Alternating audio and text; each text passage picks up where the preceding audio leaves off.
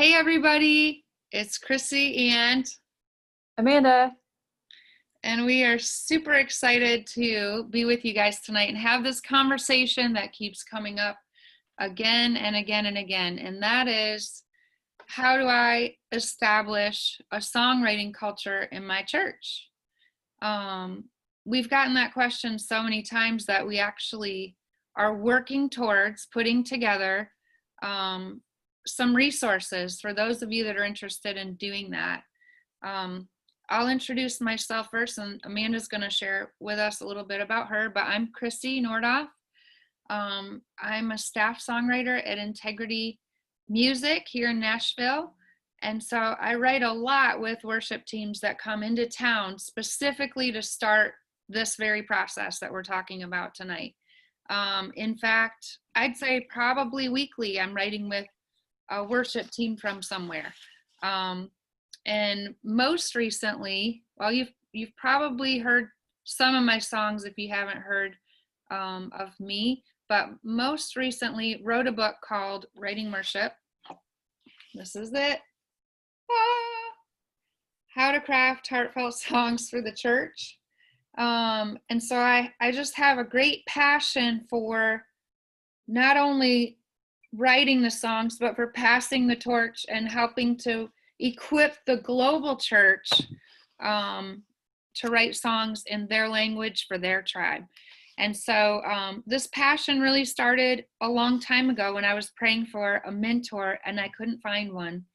And after years, the Lord told me, be what you need. And that is why I'm pouring out what I've learned over the last 25 years in this town, writing into resources. And I know Amanda will tell you more about her story too. But so basically, we've got a lot of resources that talk about writing as an individual, and the book is one of those. We've got a course that corresponds with the book called the Writing Worship course. We also have a mentorship, which is more of an intensive 9-week opportunity to go through something with a small group, with co-writing assignments, that type of thing. And then Holly is on here. Holly, do you want to tell us just really quick about the song admin course that we offer as well? Yeah, so we recently released on May 1st a Writing Worship Song Administration course, which covers every topic after you write the song, anywhere from performance rights organizations, copyrights, CCLI, sound exchange, and everything else in between. So it really just equips you as an individual writer, but also your worship team or the church to be able to publish your own songs and to handle the administration, to make sure you're getting paid for every part of your song and to make sure you're paying your team, and really just facilitating that as a whole, not just for yourself, but as the worship team for your church to help that continue to grow. It's awesome. We're so thankful to have you. So basically, we've had the how to write these songs part, and now we have the song administration. So what do you do after the written part? But what's really been lacking is this piece. How do we do this as a church?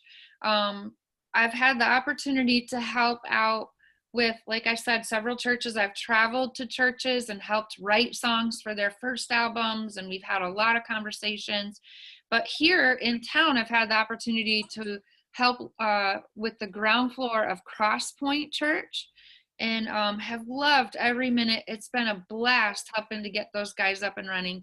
And then I'm doing the same thing right now with Hope UC, which is my home church. And it's a Darlene Check church plant right here in Nashville area. And then also last fall, Amanda and I were on a trip to Ireland, and we got to do the same thing at a church there. So we're super excited to share with you what we feel like has been working in a lot of these churches. And first, Amanda, we want to hear about you.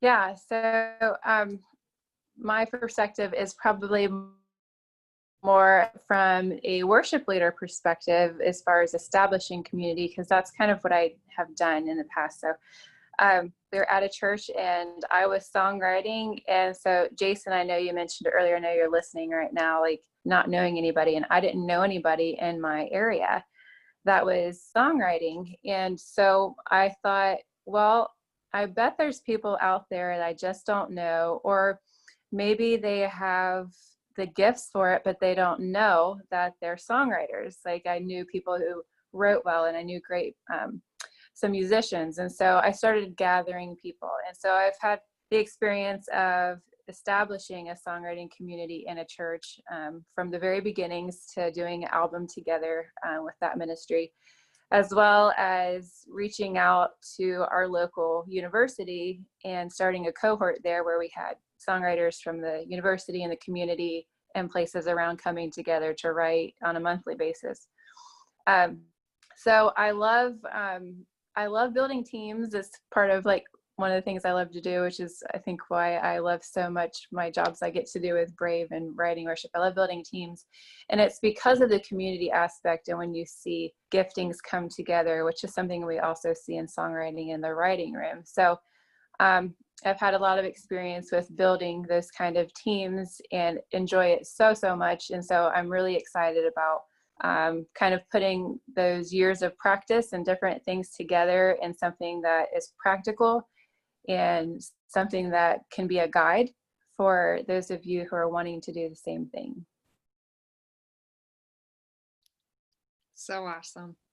I'm curious, as we're gathered here tonight, how many of you guys would consider yourselves a songwriter, or how many of you have ever written a song, or maybe you're an aspiring songwriter? I'd love to hear about that. And then also, how many of you are worship leaders in your church? How many of you are sort of heading up, like Amanda was saying, the community for this in your church? Songwriter and worship leader. Okay, cool. See that, Linda. And please just continue to type in your answers, guys, because we love to see what you have to say. Both. Okay, cool. Haven't written much. Great. Songwriting only. Okay. Songwriter. Okay.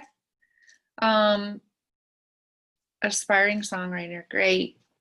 I think that the approaches that we have, I mean, we've tried to make them multifaceted, where you learn sort of, and then you can also learn with your community, and we'll talk about that later. But I think all of you could take something away from tonight. So first of all, we need to establish why we feel like it's important to have new songs. So a lot of times, I've had churches come to me. I remember going out to National City Church, Mark Batterson's church, not too long ago, and their worship pastor had me come out and share some with their team.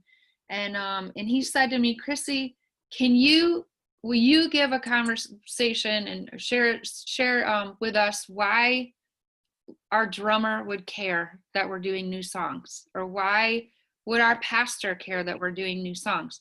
As creatives, sometimes we don't even think about the fact that we would need to reason through this, right? It's just such a part of who we are. Our natural thought is, why wouldn't you want to sing new songs? But for practicalities and just for familiarity, it's a good question to ask.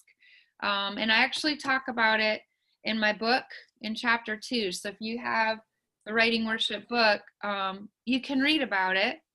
And I think really right now we're seeing a natural shift, first of all, culturally, because, in the past, people were really more consumers of music. From the 1970s on in Christian music, Nashville would be sort of a gatekeeper, and they would release songs, and everybody would sing those songs. Those songs that were released, those were the ones we did in the church. The hymnals were pre-chosen, and we got to do the songs that were in the hymnals, if that makes sense. And so, I don't know, there was sort of this idea that we do what everybody else does. But I really see a big shift. Obviously, the internet has changed a lot. Nashville's no longer the gatekeeper of music. And we're going back to the way it was before, which is every tribe and tongue is singing their own songs. And it's it's beautiful. There's been a realization since Hillsong and since Elevation and some of these other churches that what churches can chart on the Billboard charts, and they can write and release their own songs, and they can have their own publishing. Like, they do everything on their own without a record label, without a publisher per se outside of their church. And it's really beautiful, because I really believe part of what's happening is the church is getting her voice back. I feel like the individual churches are getting their voice back. So here's a couple more reasons why I think it's important. The Lord says to us in Psalm 96, sing a new song, sing to the Lord a new song, sing to the Lord all the earth, sing to the Lord, praise his name, proclaim his salvation day after day. So I think he just likes new songs. I really do. He's a creator, and so he loves creativity. And it's just, it's similar to if you tell your spouse that you love them once, it means something special, but that doesn't mean they don't want to hear it again. They want to hear it, or maybe see it in a fresh way. Maybe it's a new date, or maybe it's a new experience together. And it's so wonderful that the Lord loves the same thing. And as we do that, as we spend time singing to him, it's amazing how so many times I'll receive fresh revelation when I give fresh praise. And by revelation, what I mean is just really a new perspective. Sometimes I'll hear him whisper to me in a new way. And I think we love getting fresh revelation, but I think in my experience, it's come a lot of times after that new praise, that new worship, where I'm literally just focusing on the Lord. Okay, so second thing, new songs speak a dialect. And I talk about this in the book, how I was in Target one day and I was trying on clothes, and there was an older woman in the fitting rooms, and she said one sentence to me maybe. And I heard it and I knew the dialect. I asked her where she was from, and she was from my hometown. And I could hear it because it sounded like home. What's beautiful about the body is it's so varied that, what a certain word in one church might be a really important word, but in another church, it might not be something they want to sing about. If your pastor's been preaching on a theme, those words, those really key words mean something. Or if somebody has walked through something in your church and you all kind of have an understanding of what this phrase means. That is something you cannot get from these large scale songs. I'm just saying that is something that almost has to come from within. It has to come with understanding of what's currently happening in the church. And so you want the congregation to hear home. That's really what it is. Just like I was able to hear home in one sentence of that lady's speech, I knew she speaks my home. And that's what you want your songs to do. You want your songs to speak your home. Okay, new songs bring unity to the church. And that's, again, part of that, continuity between the pastor and the worship leader, or the pastor and a songwriter in the church. Maybe there's conversations you have. Maybe there's questions you ask. What is the Lord speaking to you? Recently, our church has been looking for a new building, a new church building. We've had this incredible, amazing experience with our pastor, where I've had visions of a barn for a really long time. I have journals full of this whole barn thing. And guess what property we're landing on? It's got the biggest, most beautiful barn I've ever seen. So those kind of conversations where you're so excited about what God's doing, and writing songs where you're engaging one another in the conversation. It brings unity not only to the pastor and the worship leaders or the songwriters, but it brings a unity in the message that the church is sharing. The message gets unified when the songs line up with what the pastor's preaching. So I call it putting message to melody, basically. And when you can stand unified, oh my gosh, it's so powerful. There was a pastor in town that recently heard a song that we wrote. It was called, I'm trying to remember what it was. I can't remember. Anyways, we wrote a song based on a story of a person in their church. He heard the song, scrapped his message for that Sunday, rewrote a message to go with the song. And it was one of the most powerful services I've ever been to, even though I can't remember what song it was. Okay. New worship songs minister to the congregation. So it might be a Red Sea crossing moment, like you've just overcome something, sing about it. You've had all these baptisms, sing about it. It may be you lost one of your members and it's been heart-wrenching. Guess what? Sing about it. Songs can bring celebration, but they can also bring healing. And it's one way, the only way you can get that specific is through new song to a church. So you can minister in any circumstance for any situation. And then finally, new worship songs can prepare congregations for the future.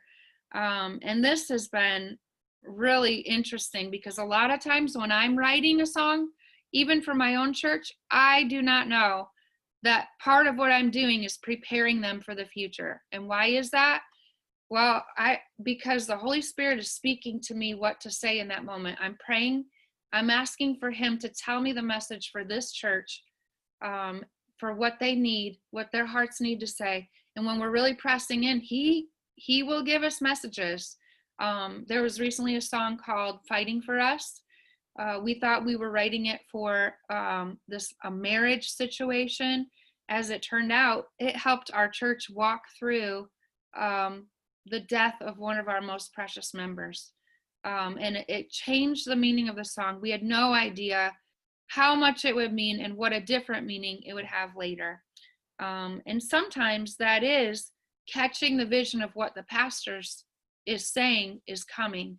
And we've done that before too, just lined up with that message. Well, what are we praying for the future? What are we praying for?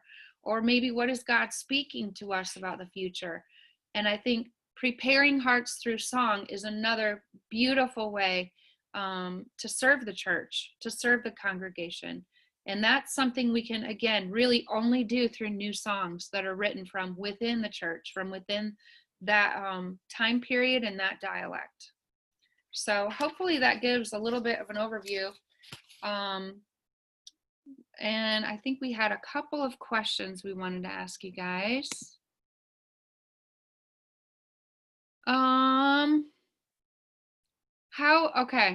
How open is your church on a scale of 1 to 10 to creating a songwriting culture? So now that I've kind of shared with you the reasons why it's important to have new songs, do you think you can bring new songs into your church? And if you have obstacles, we'd love to know why, or maybe what those are. I know that might be, you can share, as much as you're comfortable with, but I would love to hear from all of you. How open are your pastors, or how open are your elder boards, or even your denomination? How open are they to you being a part of that creation process when it comes to the music? On a scale of 1 to 10. We got a 10 here, guys. That is amazing. Anybody else want to share? 10. Wow. Ooh, another 10. That is so awesome. Yeah. I have heard stories recently, or I've had several messages about people that have come in sort of after somebody tried establishing something, and there was, they didn't make their money back on a recording or something like that. And so it was a greater challenge to them. Okay, yeah, if you're new to the church, yeah, that's understandable. It might be a little harder. Small team, a 9. Cool. Obstacles: never having done this. No co-writing has happened, so it'll be our first rodeo. Yeah. I would say that's probably most churches' situation. Linda says, I have the unique situation. My husband and I lead worship at 2 churches. I'm not sure how open. One church, a 9. The others stuck with the same music, probably a 4. Yeah. Well, and Jason, the only musician at my church, so a 10. That's awesome. I see a lot of 10s. That's really good. I would also love to ask, why do you guys think it's important to write new songs? Is there anything that I didn't say that you thought about? Why would it be important for your church? Fresh manna. Do you know how much I love bread, Jason?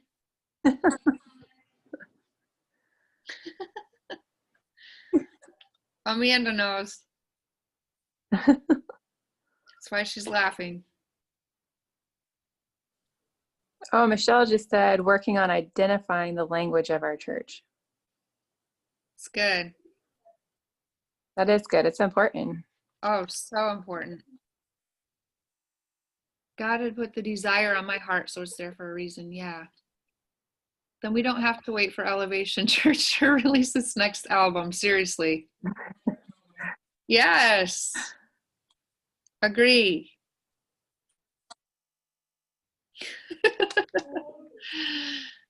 Fluidity in worship and specific revelation. Yeah.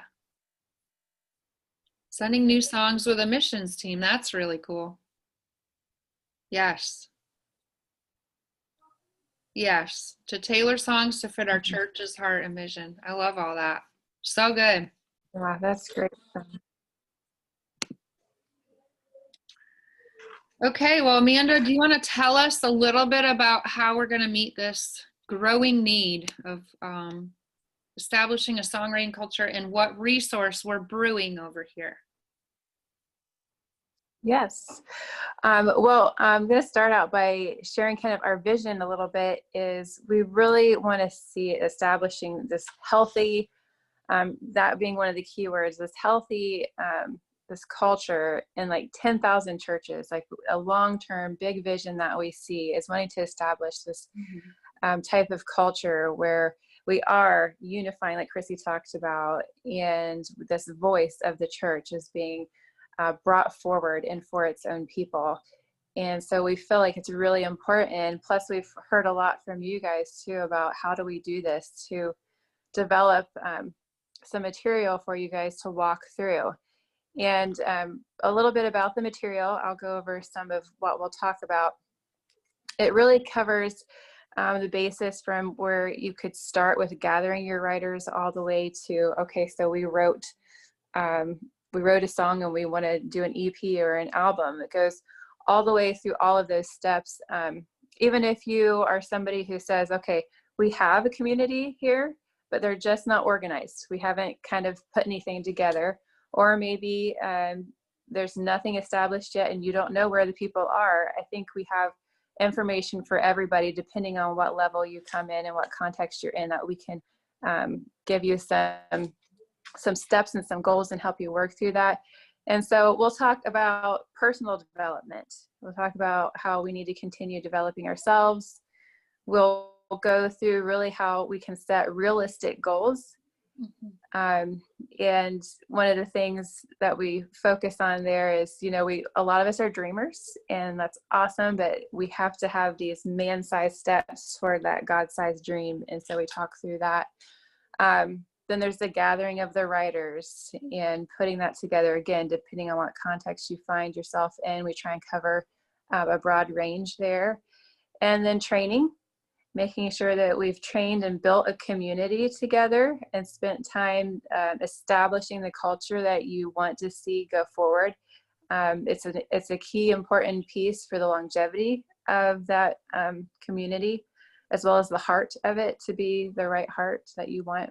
And then also, how to do a co-writing night, how to do co-writing days, how to set up your teams, how to collect the songs together, how to share those with your church, going through, some of it will direct you perhaps to Holly with the registering and all of that with the songs, if that's the part that you get to, or even ideas for recording. It doesn't always have to be what you think. And we cover over different ways that you can share your music, from really simple cost-effective ideas to the bigger ideas of perhaps an EP or an album. So we're trying to go through a lot of those things, and I'd love to hear from you guys even now. Like, if you have questions, please be putting those in the chat even now. But even of those areas, you know, I want to know, are we covering all those bases, those things that have been on your heart and your mind, the questions that you've been asking yourself? Please put those in the chat now, because we would love to know what those things are.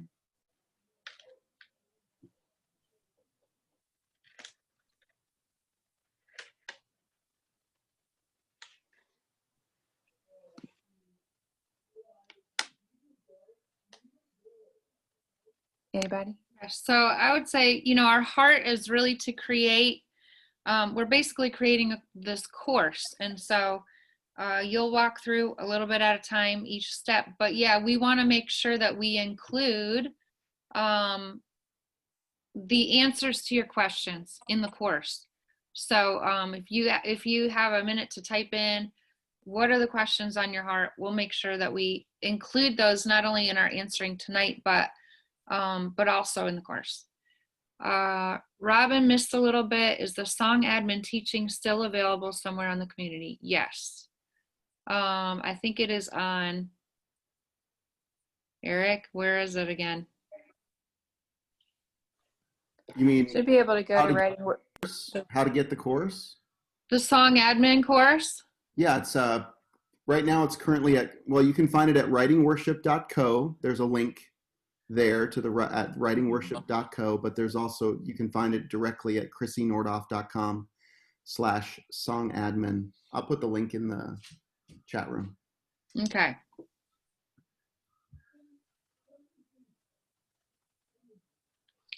Okay, and then I see, what percentage of churches are creating their own music? I would have to look and see. I'm not sure about that, Marcia. Do you know, Amanda? I don't. I know it's a lot.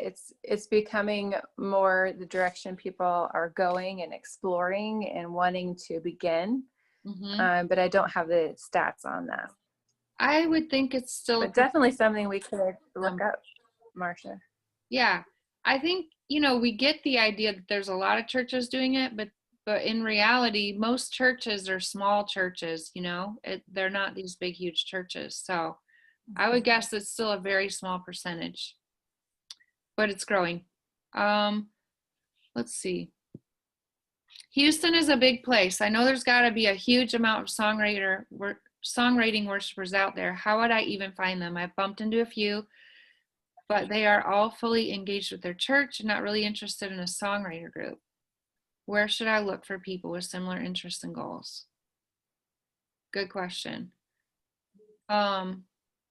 One place I would look is our writing worship community. Make sure that you're on there, Jason. Are you?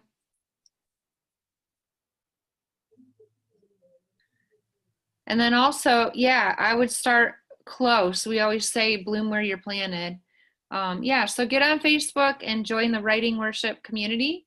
And you could ask that question, hey, I'm in Houston. Is anybody my direction? I know we have people that way, either from writing worship or from Brave Worship. So, and I might be able to give you some help with that.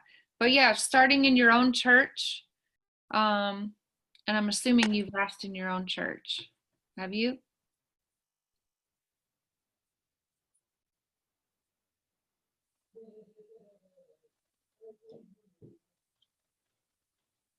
Okay. Wow. It's a lot. Let's see, I'm looking for Jason. Okay, we'll keep going. I know. I was reading through. Kim, I'll be assuming we'll have 10 to 20 say they're interested in songwriting, assuming all take the personality test. I will be curious how to break people up when there are multiples of certain personalities and very few or none of some types. Hoping instruction will include how to group into teams. Great. Yes, we can do that. We're actually working on a co-writing. Well, we haven't started. We've had a lot of conversations. We're going to work on a co-writing calculator, basically, but we haven't started that yet. And I would say, just to add to that, Kim, usually I'll start with somebody that plays an instrument for each room, and I'll build around that. So making sure you have someone to play an instrument.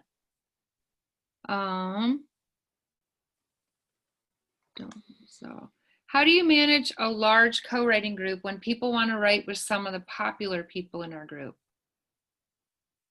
Do you mean popular, or do you mean more advanced songwriters? I'm curious, Josiah.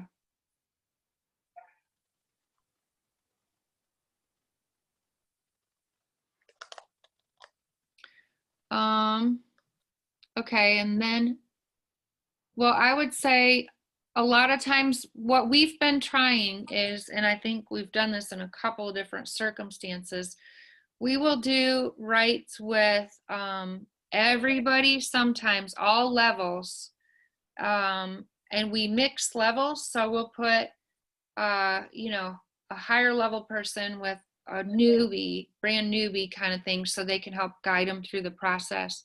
But sometimes we will do writing on the same level. I think everything is important. So meaning a Paul, a Timothy, and what's the other one I'm missing? I can't remember. Barnabas. A Paul, a Timothy, and a Barnabas. So always making sure that everybody feels balanced. Sometimes you are giving, sometimes you're serving in a co-write. You're teaching somebody new, but then also sometimes you're being pulled along by somebody a little farther than you. So that would be more, besides the songwriter personality test, that would be another thing to take into consideration as you're setting up groups. Okay, Krissy, I was the one that asked the question a month ago about co-writing with people of different styles. You answered that so eloquently. Will you address that in your course? It was such a great answer. That's a great, yes, I think we need to. I think diversity is super important in sound and mixing sound. And yeah, I believe the sound of heaven is every sound combined, you know, and sometimes we'll get an opportunity as we're writing with 3 people in a room, we get the opportunity for sometimes 3 different sounds in a room. But can you imagine what heaven's going to be like to have all the sounds? I am excited to hear that. But yes, I think that's a really great point, Sean. Thank you for bringing that up. Yeah, and I would say, just to add to that too, we've done, you know, as Brave and Writing Worship, we've done a lot of pairing people together. And so we do really rely on that songwriter personality test a lot to build those groups. And so, yeah, we can definitely add that in there and show examples of people that write well together, the different styles, different types. And I think too, as you do it, it gets easier and easier the more experience you have with doing it. But we'll definitely go through some how-tos on that. Mm-hmm.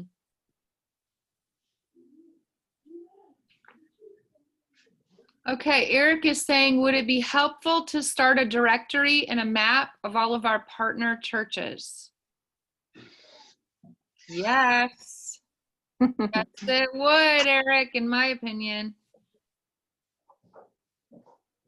Okay, and then Jason says, LOL, yes, again, only musician.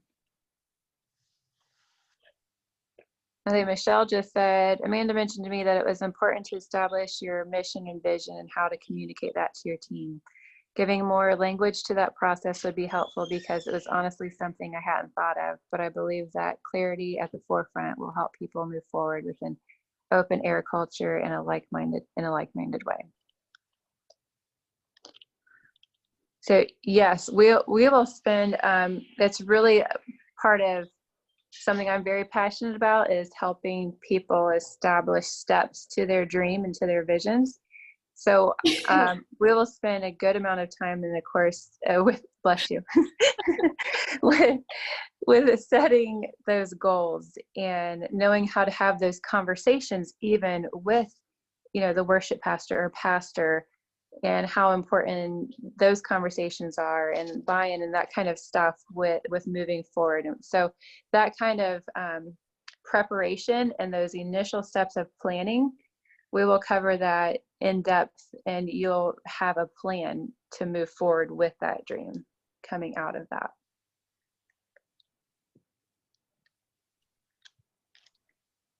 Okay, and then I see Marcia said a directory would be helpful. I wonder if churches might be open to having songwriter groups geared to children and youth ministries. Yes. I don't know if we've technically written that curriculum yet, but I do think that would be awesome in the future. And a really good idea. My daughter has been writing songs. She's 11.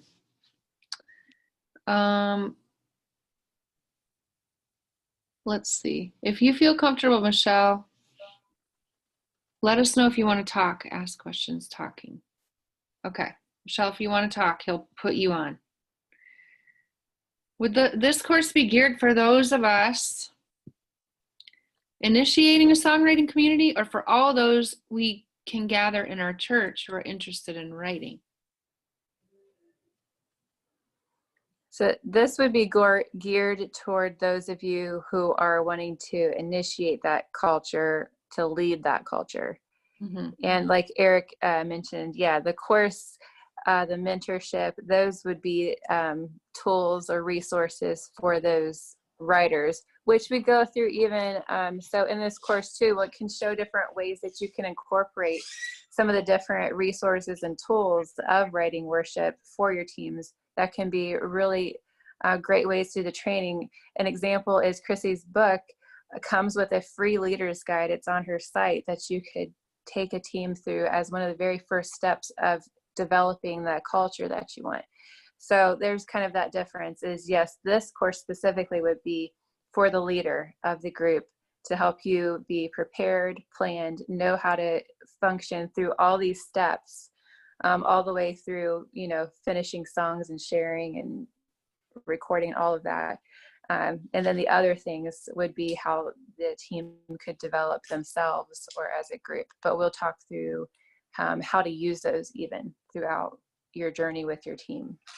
Mm-hmm. And Kim says, will the course include a summary or in-depth of what other tools or additional aspects of recording are needed for a church to produce its own CD, even for its own congregation? So creating sheet music or just lead sheets, as well as additional production elements, or maybe nothing else is needed. That's a great question. I could see where we will give some direction on the recording part of things. We haven't talked about including how to create a lead sheet, but I think that may be coming in another course. Or we can include that as part of this, as well as production elements. Mm-hmm. Yeah, we will definitely address that, either in this course or another one coming. But that's a great question. Amanda, do you want to talk a little bit about that timing for recording when the time is right? I know we've had many conversations about that. Well, yeah, and actually Michelle is unmuted and ready to talk, and it's something me and her and I have just talked about recently. So maybe Okay, Michelle would be a great time for you to come in and maybe share what we've talked about with your team. Yeah. So for us, can I turn my video on? I don't Yep. think I don't see an option to do that. Oh. That's okay. Michelle, we can make you a panelist if you want to, and then you can turn your video on. It's totally up to you. Okay, let me promote you to panelist. You're now promoted. Promotion. We're going into Nice. the panelist mode here, and you should be able to share your screen now. Okay. Jason said, congratulations. Yeah, thank you. Just got promoted. Exciting. Well, I'm glad I don't look terrible. Like, I actually had my hair done today. Something else. So we've talked about So our church is kind of in a unique situation. It's a larger church. They have a lot of talented musicians. They have an ability to record in-house. They did some recording, I think, about 5 or 6 years ago, and they paid it was an incredible amount of money for like a live recording. The person who was there at the time ended up leaving shortly after, and it kind of became very promotional about that. There was like some burnt bridges there. So when my worship pastor took over, he's like a super creative person, really values that, and wanted to launch out into that again. But it was just a lot for him to handle, I think, on terms. He's also kind of an associate pastor, of a church of 1,200 people. So to come in and like really pastor a team of writers was hard. So I feel like what happened was there was just not a lot of process. And I know that that's what Amanda and I talked about a lot in our conversation. And it's actually it's like written on one of the walls of our church, as process being one of our, like, process and honor are two of our like core values. And so we've talked a lot about how do we implement that as a writing team.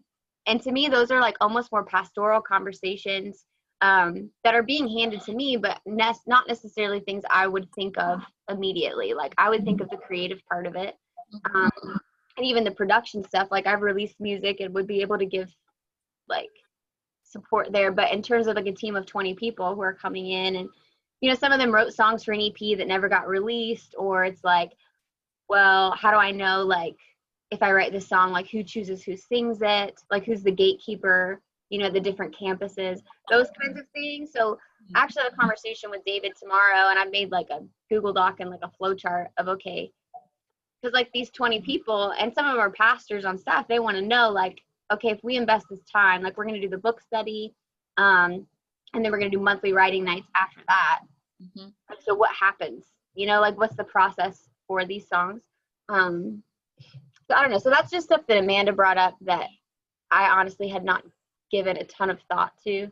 And so I feel like that's something probably the more almost like pastoral side of it, like caring for people within that team, and caring for their hopes and dreams, like as they're writing and sharing things, is something probably that other people, I don't know, have questions about too. It's really good. A lot of times too, like what you mentioned. Yeah. Oh, go ahead, Amanda. No, go ahead, and then I'll come back because I know what my question is. Go ahead. Okay. I was just going to say a lot of times people do that whole recording thing where they jump straight to the recording after they have 6 songs written, and they spend a ton of money on the recording, and it's a burden because the money's not made back. And actually, I think a lot of people think you just have to pay that much to record songs. The truth is, about 10% of the songs I write get cut. So that means for every 10 songs, I've written 100 songs, right? So I think that would be a good rule of thumb to follow. Right? If you're going to record 10 songs, write 100 songs, pick your top 10. And then when it comes time to record, think about doing it in a more simple way. You don't have to go straight to the studio. You can use your own tech team, use your video crew, use your in-house engineer, see what you can do on your own. And we don't really recommend jumping to that recording part until there's a song that seems to have risen to the top and people are asking for a recording. When people start asking on a regular basis, where can I find that song? Okay, time to record that one.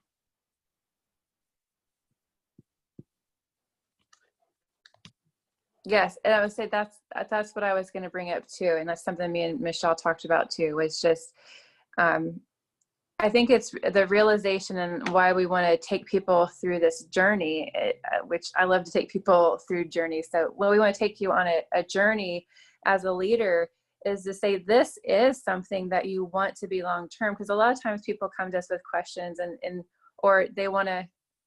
Their goal is, I want to create an album, and I say that's awesome, that's great, but there's a whole lot between right where we are right now in that album, and it's all beautiful and it's all great, and we need to enjoy the steps of that process. And like Michelle was talking about, there's the the part of, you're facilitating and bringing together people in this community that you need to nurture and develop, because it's out of that community that is healthy and that is strong, that the best songs will be written, that those songs will rise to the top, that they'll be the ones worth sharing with the congregation, that then the congregation holds on to and then starts asking, where can I find this song?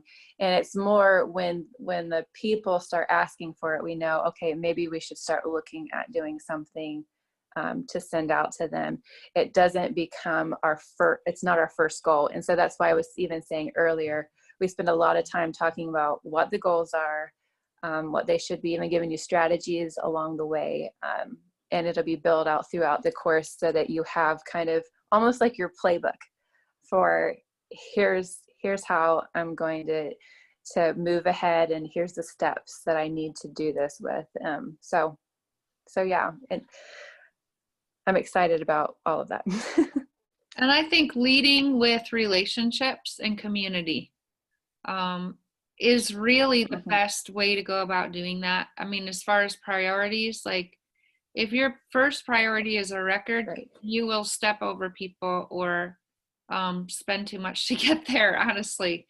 But if your first priority is community and relationship, watch how God can put that together in a way that will blow your mind. I've seen it happen both ways. How people can come together in the most beautiful, amazing ways and create something together they never could have created on their own, or something they never even could have paid for. You can't put a price on community. Right. And community births beautiful things. So that's why we love co-writing too. Okay. Are there any other questions? Are there any other questions you guys have thought of, or? Mic drop.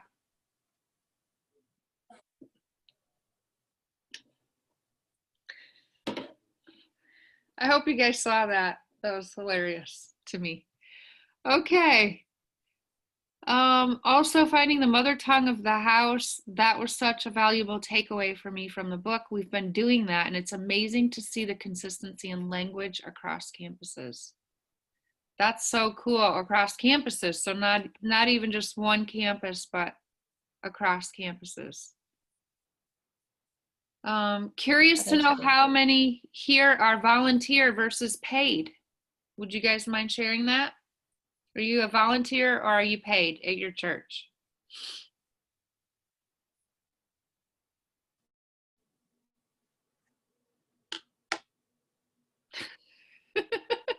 P.S. Next mic drop, please actually disconnect the mic from the boom. Okay, I can't. It's stuck on this table. I don't know how to get it off. Jason, see?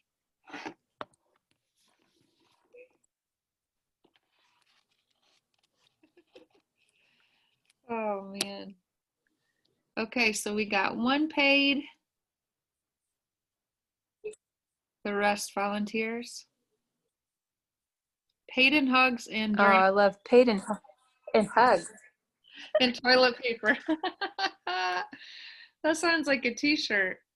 I get paid in hugs and toilet paper. Eric will take a Oh, hug. I love that. Really? Okay, Eric.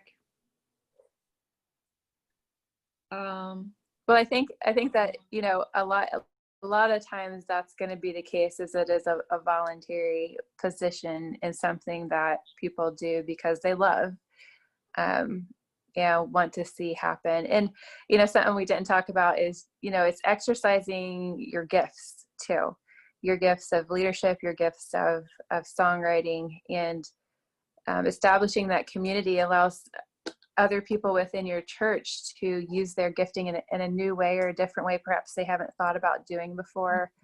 And so I think it will open up creativity too, that and potential there that may have been hidden, really. Well, and another thing it reminds me of is this whole identity thing, which comes up for me over and over. But When we look at the word, identity always comes in two parts. So one is our identity to God, just between the two of us. The other is how we fit into the body. And I think creating this new place where people can plug in, it's only going to strengthen the entire body. And I think in ways that people can't even see until they experience it. But it will give people a place in the body. And sometimes these creative types, it's hard to find a place when there hasn't been an opportunity. So I think that could be awesome, giving people a place at the table.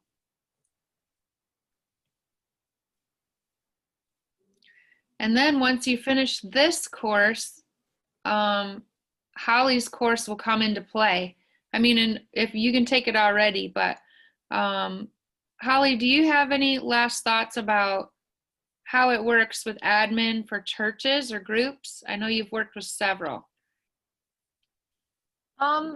Yeah, I think just establishing that culture and being willing and open to invite creatives in is always step one, just to set the stage, to start writing the songs. But again, to steward all of those giftings well, you really want to have it organized. A lot of times churches don't make the money back because they don't know how to make the money back. And it's something I've done, for 12 years, working full-time in publishing and, management, admin on the industry side, but also really the last 3.5, just, writing worship for churches or TV film. So, even for my own church, I do volunteer. I'm not paid staff, but, I do lead all the rites. I'm the one who sets up the times. I invite the people, I group them together.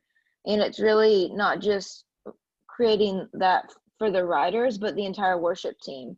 So we started doing like a monthly worship gathering. And through that monthly worship gathering, we've learned that there are other people who would like to write. And there are, 16, 17-year-old kids on our worship team that, now we're teaching them how to write. And with teaching them how to write, we want them to know, this is how you make money from your song. Obviously we're chasing after the presents and we're not chasing after a Grammy here, but we still need to be doing the things to protect the song and to really just orchestrate that well. Let's give it up for Holly's Writing Worship shirt. Yes. Represent. Hashtag content. Yes. I saw that. Much like Michelle, I'm glad that I did my hair. Eric, did you see what Eric wrote? I chase after my I chase after my Grammy sometimes. Oh my goodness. Okay. Oh, we have another question. Okay. How do mid or large size churches best find or invite the creatives? And yes, that's something too that we put in. In detail from our church. Too. Go ahead, Holly.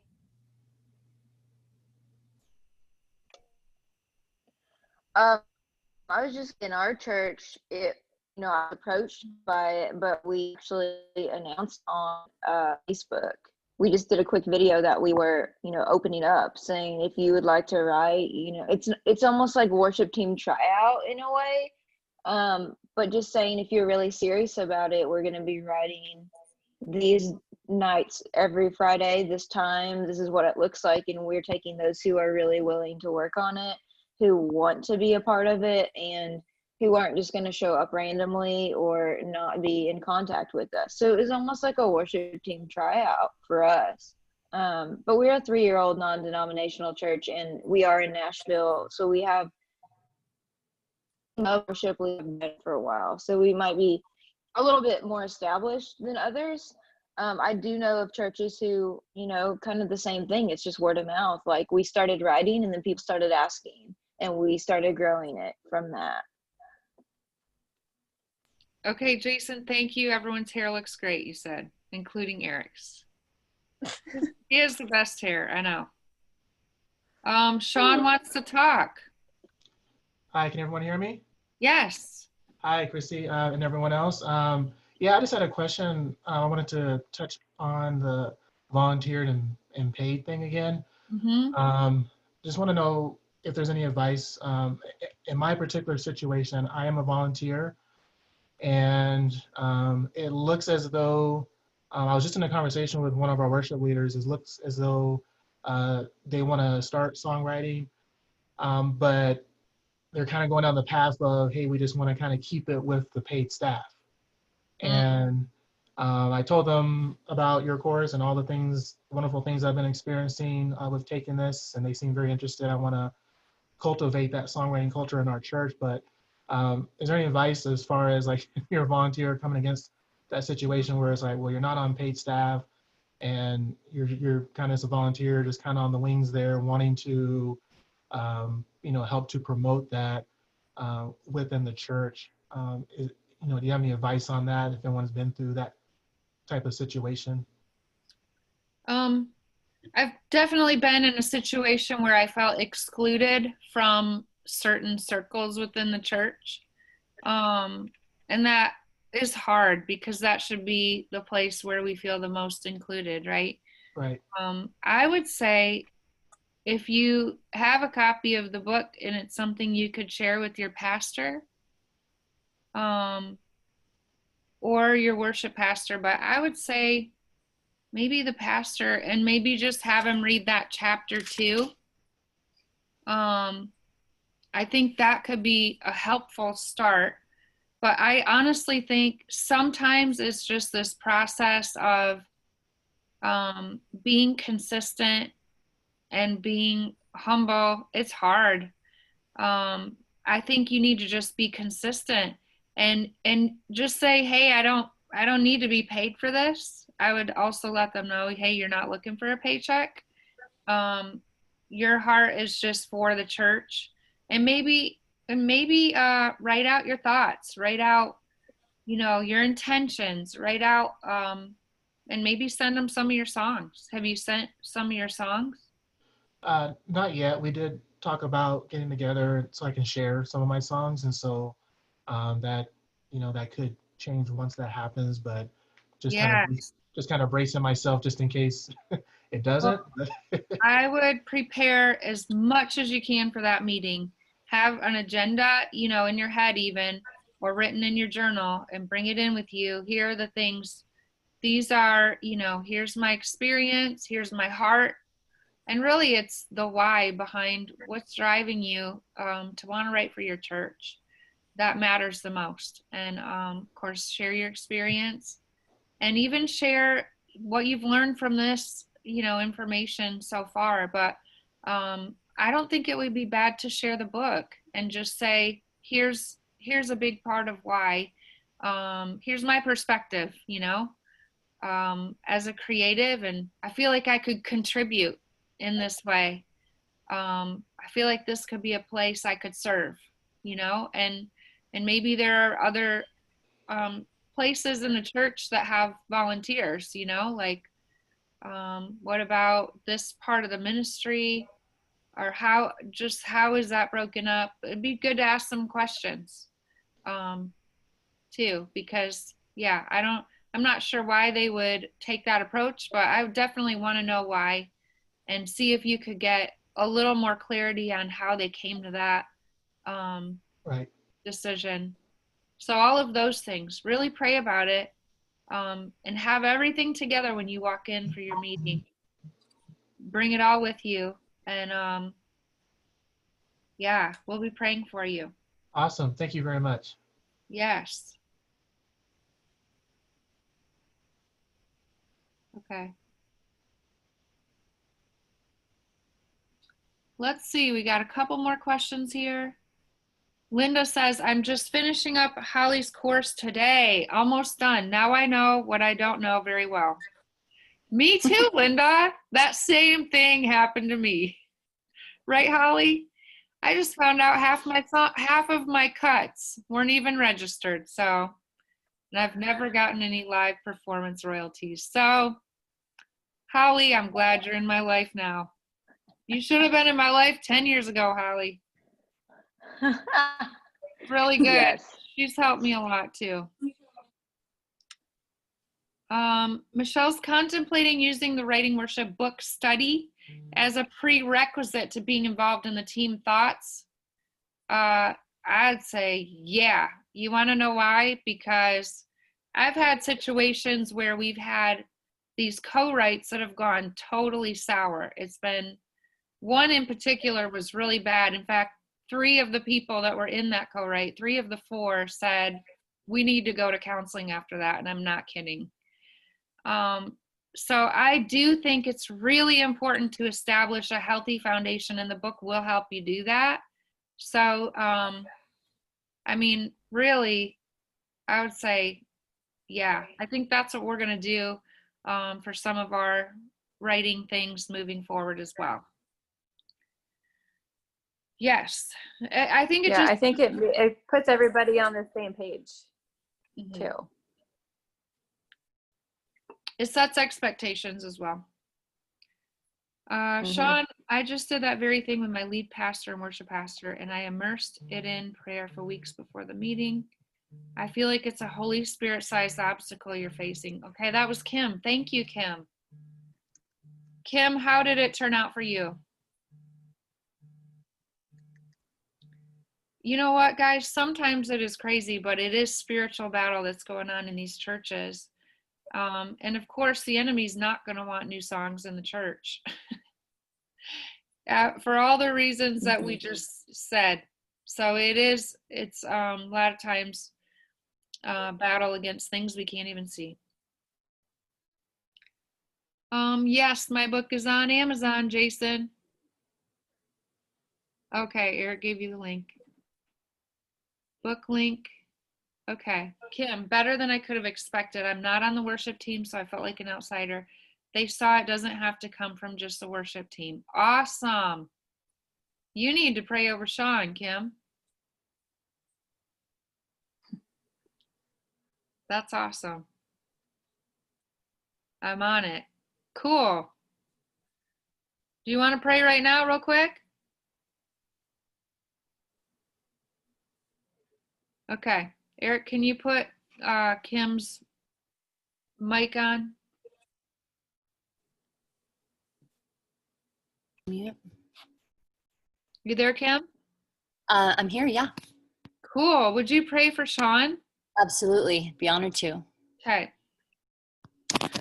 Holy God, we just want to acknowledge your presence here today. We want to acknowledge that we're stepping into eternal realms, Lord, with what we endeavor to do for the work of your church and for your plans and purposes that you have for us. And God, we acknowledge, Lord, that the devil also has his ways of restricting what you're doing. So Lord, I just want to lift up Sean to you right now.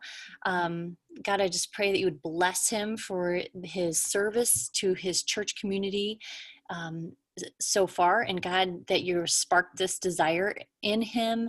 And Lord, I just pray, God, for his church leadership team. I pray for the worship pastor and lead pastor. I pray for his influence in that, God. And I pray, God, for his heart. I pray that you would speak to him your truths, Lord, so that when he is ready to approach this again, God, that he would come feeling confident in you and knowing that you're doing a good work, God, that you're doing a new thing, and that he's just your servant, Lord. I just pray that you would lead him. I pray that you would fill his mouth with your words. But God, we just acknowledge that this is something you have to go first. Lord, you have to do the leading, because it's not about our cleverness, Lord, and our desires, but it's truly what you have for this church, for his community of congregation, God, and the things you want to do there through him. So God, I just commit that to you. I pray that you would give him courage and boldness as he moves forward, Lord, that he would not listen to the lies of the devil, God, but that he would trust in you, and that he would have this have open hands for whatever it is that you're leading him to. In Christ's name, amen. Amen. Thank you, Kim, so much.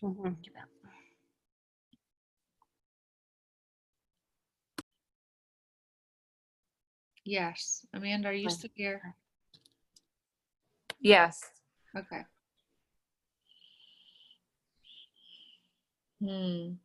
So good.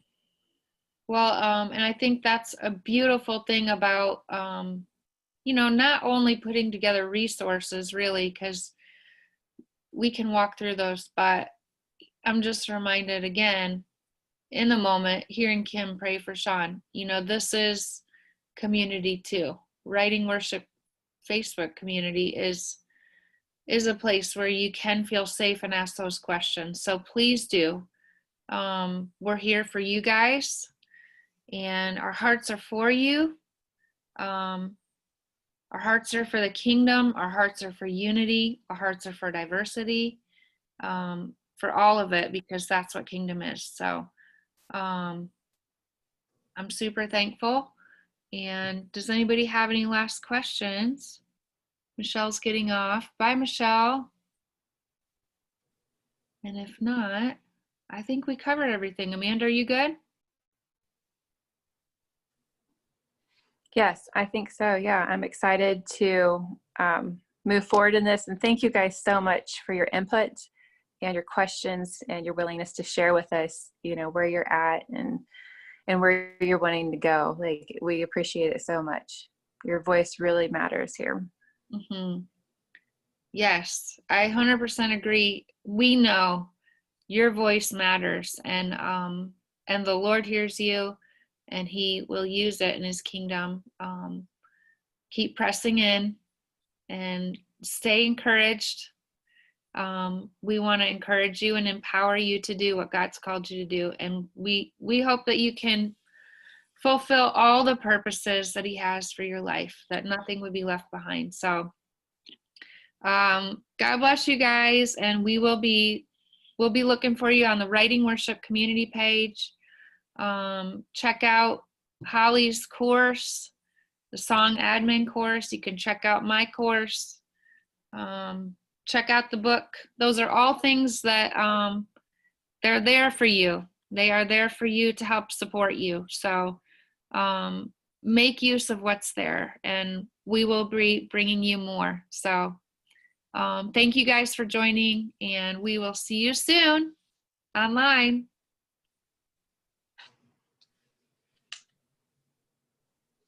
Bye. Bye, guys.